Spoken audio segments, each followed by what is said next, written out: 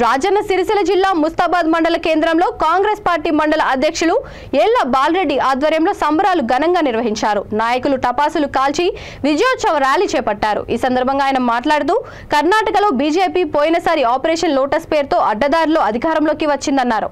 ప్రజలను ఏ విధంగా 40% కమిషన్ ద్వారా దోచుకుందో అక్కడి ప్రజలు గమనించి ఆ పార్టీని ఓడించారన్నారు. కాంగ్రెస్ కి పూర్తిస్థాయి మెజారిటీతో మ్యాజిక్ ఫిగర్ దాటేలా ప్రజలు అధికారాన్ని కట్టబెట్టారని తెలిపారు. రాబోయే ఎన్నికల్లో అత్యధిక మెజారిటీతో గెలిచి అధికారంలోకి వస్తామని, తెలంగాణలో ఇందిరమ్మ రాజ్యం సాధిస్తామని ఆశాభావం వ్యక్తం చేశారు.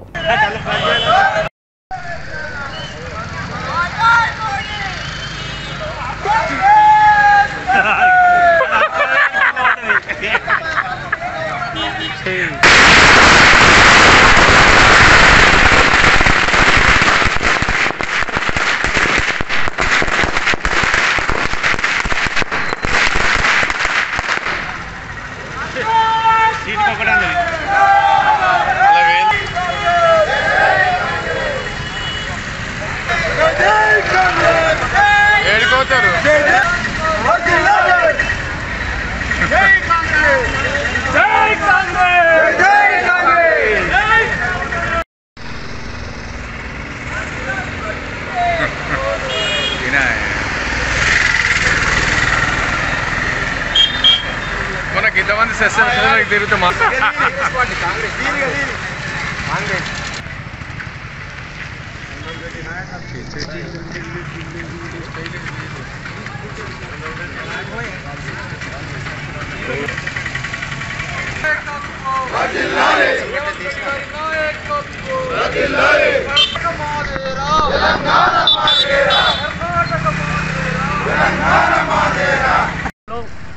ప్రజల నిర్ణయం 10 సంవత్సరాలుగా ప్రజలకు ఇచ్చినటువంటి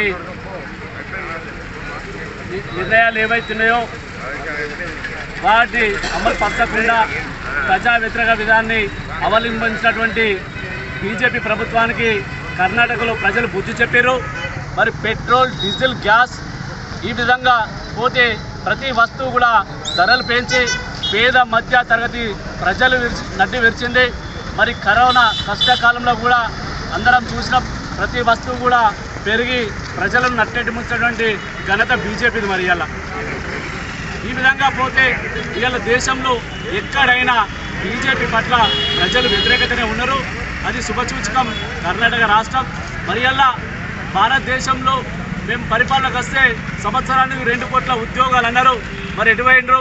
ప్రభుత్వ సంస్థలన్నీ ప్రైవేట్ సంస్థలుగా చేసి మరి ఒక కార్పొరేట్ సంస్థకే అంటిపెట్టడం జరుగుతూ ఉంది. ఇది ప్రజలందరూ గ్రహించి ఇలా బీజేపీ పార్టీకి, మోడీ గారికి సంస్థలుగా చేసి మరి ఒక కార్పొరేట్ సంస్థకే అంటిపెట్టడం జరుగుతూ ఉంది. ఇది ప్రజలందరూ గ్రహించి ఇలా బీజేపీ పార్టీకి, మోడీ గారికి బుద్ధి చెప్పిరని చెప్పి మేము కాంగ్రెస్ పార్టీ పక్షాలు చెప్తున్నాం. అదేవిధంగా ఇలా కర్ణాటక పక్క రాష్ట్రం మరి తెలంగాణ ప్రాంతం ఏదైతుందో ఇక్కడ పాలిస్తున్నటువంటి టీఆర్ఎస్ ప్రభుత్వం మీద కూడా ప్రజా వ్యతిరేకత బాగా ఉంది. ఇది నిత్యం అందరం చూస్తూ ఉన్నాం. ఇలా ఉద్యోగాలు ఇస్తామని చెప్పి నిధులు నియామకాల పేరు మీద ప్రభుత్వాన్ని ఏర్పాటు చేసి ప్రజలను ఎంత మోసం చేసిందో మన ప్రజలందరూ కూడా గ్రహించరు. మరి క్షేత్రస్థాయిలో ఇలా ప్రజా వ్యతిరేకత ఈ ప్రభుత్వం మీద బాగుంది.